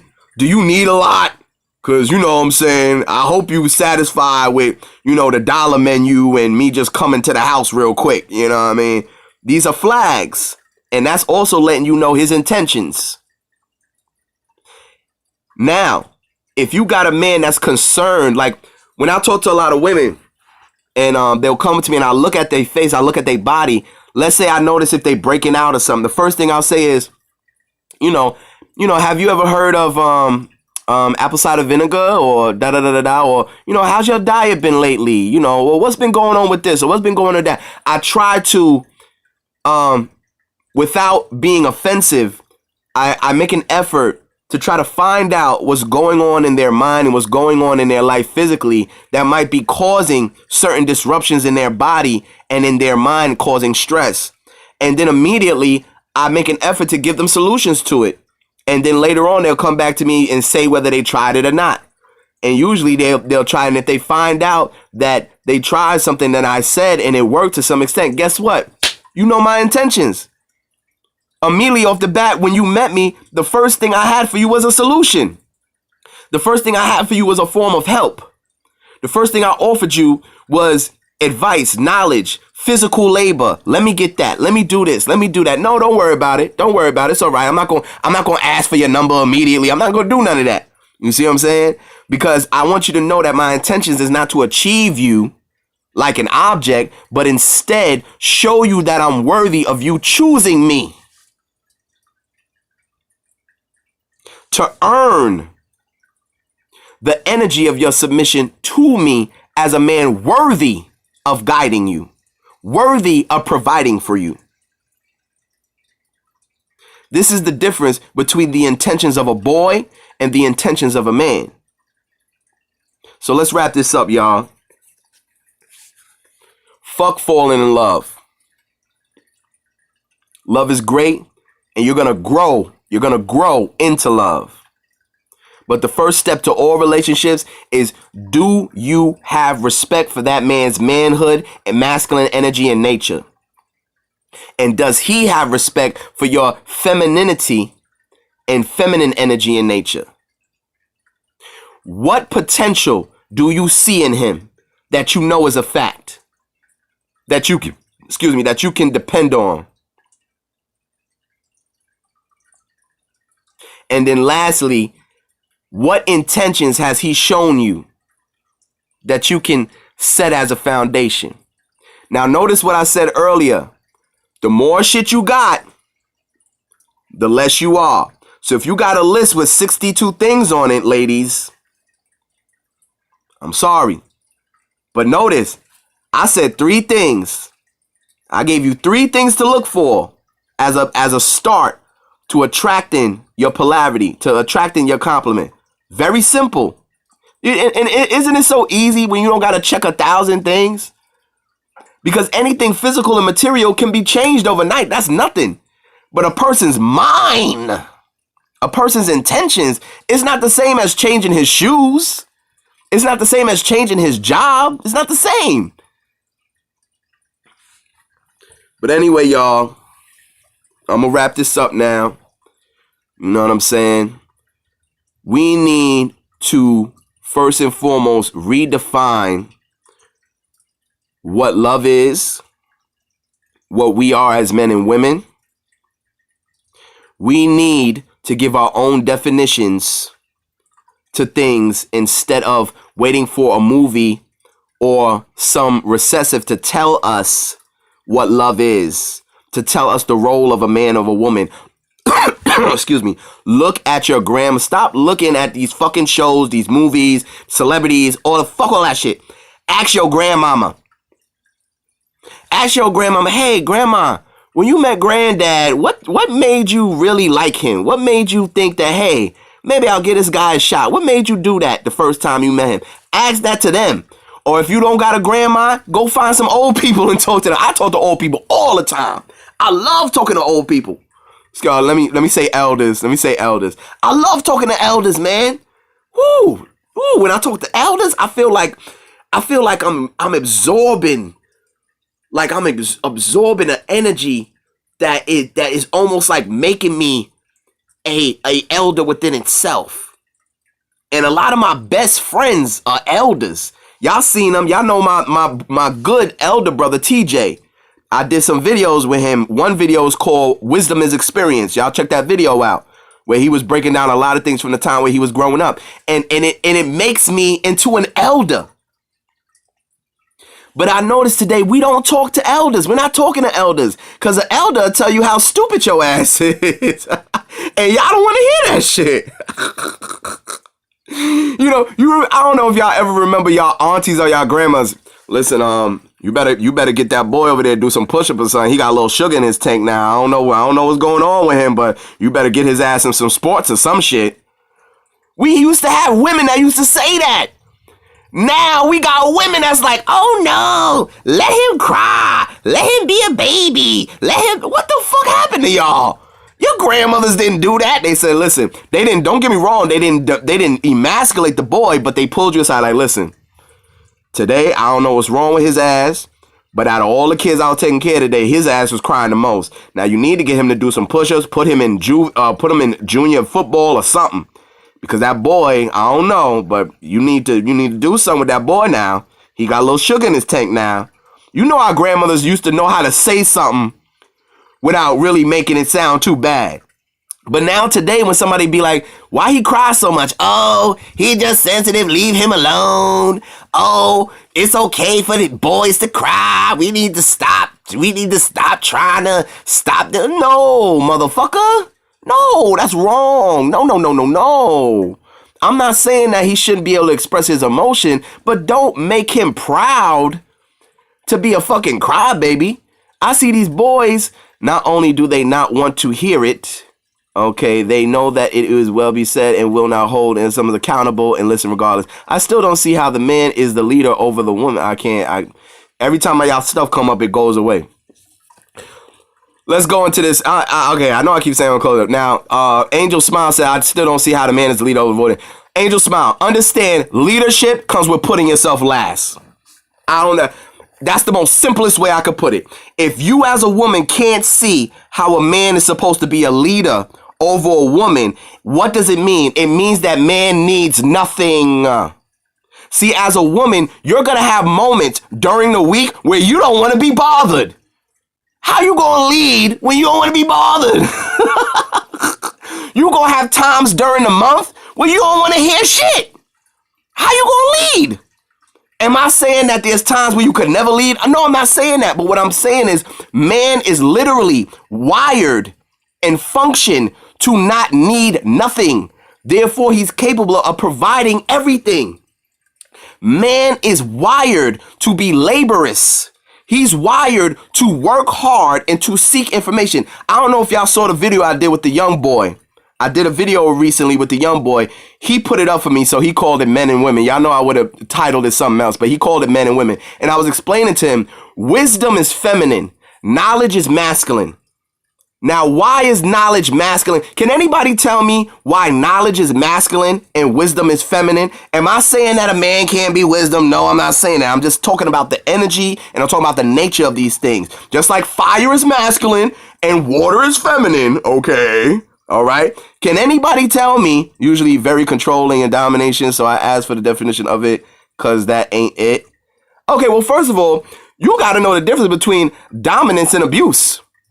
Now, you're talking about a man that doesn't know the difference between dominance and abuse. And then number two, I also got to add on this because this controlling aspect, which to be honest with you, is something that was put into place by feminism. Because the fact of the matter is, here's the question I want to ask every woman on the planet. If you say that man is controlling, the only question I have for you is what he controls, does it work?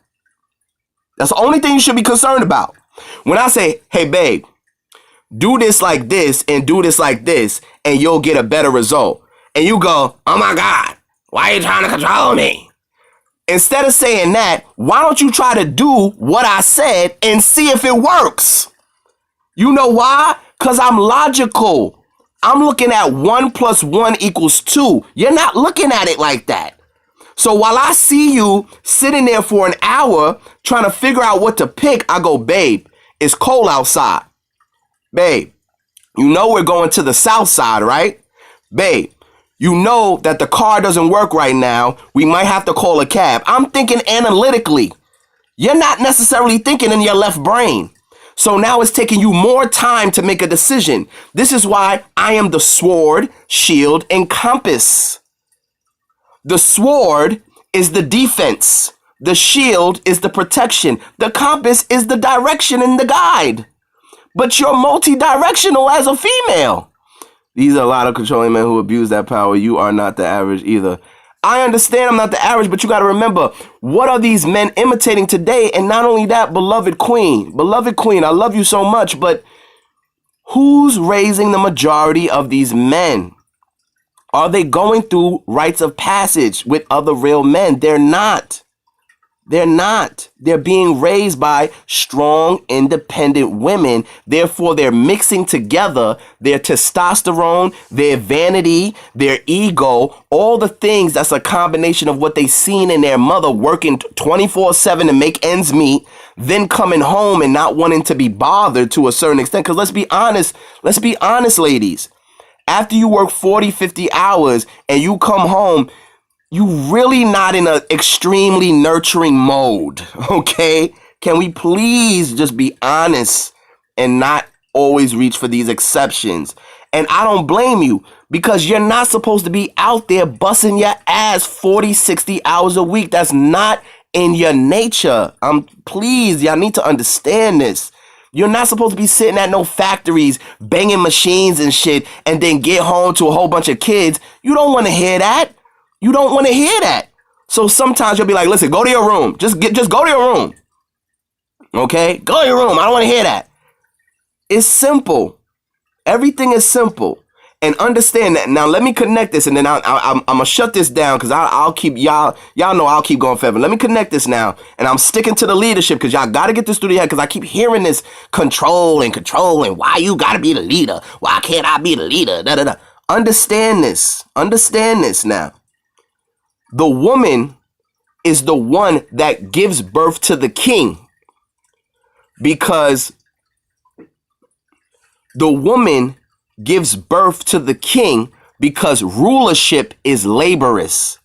Understand that the queen gave wisdom and advice to the king, but she allowed him to give the last word or the last decision based on his logic. I'll give you the perfect example. You and your man go somewhere together. As a woman, you'll walk in a room and you'll automatically feel the energy is off. A man walks in a room, but he needs to assess the room first. He looks over that corner. Okay, why are there 5 niggas in that corner? He looks over this corner. Well, okay, hold up. There's 5 niggas in that corner too. Whoa, whoa, whoa, whoa, whoa. Why there's so many niggas in here? Oh, why all these niggas? He's getting analytical. You don't have to do that as a woman. You walk in the room and go, babe, we should probably leave right now. And he go, well, we kind of just got here. Why? You all right, babe? Why you feel like that? Baby, I don't like this. This don't feel right. Da, da, da. Now, if he's a good man, he'll respect and listen to you because you feel uncomfortable, and he'll take you out that environment if he's a good man. If he's saying, come on, get the fuck out, you can go by yourself. You can go home if you want. I'm staying. That's a flag, ladies. That's a flag. That's a flag. Because as soon as my queen feels uncomfortable in any way, I listen to her. because she's the feeling. She's the emotion. Okay? I'm not the emotion. I'm not the magnetism. I'm only the logic. And as soon as she feels something, that's the truth and that's right to her. That's a fact to her. That's why a real man will never argue with a woman, because whatever she feels is always going to be right to her, because it's what she feels. You can't debate that. If you say you cold in here, how can I tell you that's not true? Yeah, I might be hot, but if you say you cold, then you cold. I need to shut the hell up, and instead of trying to argue with you or prove to you that it's not cold, I need to just take my jacket off and give it to you. You see what I'm saying? Which is stuff that we used to do, which is what they used to call chivalry. I'm going to let you wear my coat all night. I'll never forget, when I went out, one of the first times I went out with my polarity, and we went to a spot up here, and we went to one of them little hibachi type of places. Oh my God, it was freezing outside. And of course, she wanted to look cute or whatever. And immediately I knew, as soon as I seen her body kind of tense up, I just took my shit off and I just gave it to her. And I was outside in damn short sleeves and shit. But guess what? I'm a nigga, and I'm laborious, and I'm mechanical, and I don't need shit. And me being cold is not gonna dictate how my night goes. But guess what, fellas? If your lady is unhappy, you're not gonna have a good time. Not gonna have a good time. I don't give a damn how many times she say she fine. You know she not fine. She's sitting there like this. You know she not fine. And if you dumb enough to make her sit there all night and not rectify that feeling and that energy that you know she possesses, even though she didn't tell you that she is uncomfortable. If you dumb enough to go, okay, well, if you fine, you fine. All right, I'm gonna go over here with the fellas. You're a fucking idiot. Okay? Now back to what I was saying. The woman dictated and gave birth to rulers, because to rule a nation and to be a leader takes labor. You have to put yourself last. The king has to put himself last to the people. That means all his needs, all his desires, all his pampering, all the things that he thinks that he loves and desires, he has to put behind the people. He has to put behind his wife. He has to put behind his children. Okay? The woman, by her nature, doesn't necessarily do that to an extent. What she does is she creates an environment where everybody is conducive to something that she can cooperate with. I'll give you a perfect example. Sometime, let's say it's a man's birthday, okay? And we'll go, I want to do something special for you. And da-da-da. Why don't we go to the spa and get some massages and da-da-da? And he looking like, bitch, I don't want no massages and shit. Let's go to the strip club. But she's offering something to you that she know that she's going to be able to enjoy too. Because the woman is the me. The man is the I. Look this up, y'all. This ain't me saying this. This is ancient shit. Man is the I. Yes, baby, I will. Yes, baby, I can. Don't worry, baby, I won't. The woman is the me. Oh my God, you forgot about me? Wait a second, you wasn't thinking about me. Wait a second, what about me? And then if you look at the me, you could turn the me around and it also becomes we. So it's still connected to her. Because that's her nature, that's her energy. In order for her to do something in a comfort and be content with it, it has to be connected to herself in some way, shape, or form. Men can do things that's not connected to them at all and not turn into a bitch about it. You see what I'm saying? And they can do it and just go through with it. When we take y'all shopping, we know we gonna be there all day. We just go, all right, we'll go on, baby. You know, when I take my queen out somewhere, I bring a good book. I be like, all right, go over there. I pick a spot in the store. I sit my ass down. And I'll start digging into my book. I don't go, oh, hurry up. I don't do none of that shit. I'll never do that shit. That's another flag, ladies. Why the hell would I bring you somewhere, give you the opportunity to be a woman, and then try to rush your nature? That's wrong. I might as well just never have brought you there. Or maybe let you shop online or something. You see what I'm saying? But if I go, babe, I'm going to take you shopping today. I'm not gonna rush you. Everywhere we go and be like, you sure? You looked at everything? Did you go to the second floor? Go to the second floor. Go check out the second floor. Da, da, da. All right. Well, where you want to go next? You sure you finished? You see what I'm saying? Because I understand. You see? And I understand that I don't need anything. I really don't. As a masculine man, I don't need to be pretty. I don't need to feel beautiful. I don't need attention. Okay? The only thing I need is for my woman to be happy so she can compliment and reciprocate what I provide. Does this make sense to y'all? Am I making sense? Because this is the stuff that is missing in the modern society, and it's causing this constant clashing and this constant back and forth that make us not last past 6 months or past a year. And then, you know, we're pointing fingers at each other. Oh, she was too needy. Oh, he was too controlling. But once again, ladies, remember, if you call a man controlling, the only question I have for you is whatever he has asked you to do or whatever he has created for you to do. The only question I have, the only thing that should matter is, did it work? Did it work? If it didn't work, by all means, fuck that nigga. He don't know what the fuck he talking about. If you gave him 2 to 3 chances to listen to him, and every time it didn't work, by all means, he don't know what the fuck he doing. I'll give you an example in your own history. Queen Nzinga, that y'all love to talk about all the time. But I know y'all don't know the whole story, because if y'all knew the whole story, y'all would know that the only reason why Queen Nzinga stepped up is because her brother failed. Her brother failed as a king. He didn't step up against the Portuguese. He failed. He was a bitch nigga. So she took over because he failed to be that king. But she stood by his side and allowed him to have the opportunity to be that leader, but he failed. So she took up the job, and then she did her thing, and guess what? If you also go deeper into the story, she was proposed to numerous times and she turned down the marriage. You know what she said? She said, I cannot take the hand of a man as a woman until I finish the job of a man right now. Y'all need to study deeper than just the little surface stuff, and then y'all jump out the window. Queen Nzinga, Hatshepsut. Don't get me started on Hatshepsut now. I'll break the fuck down Hatshepsut. She had to become a complete man. You see what I'm saying? She had to turn herself into a man completely.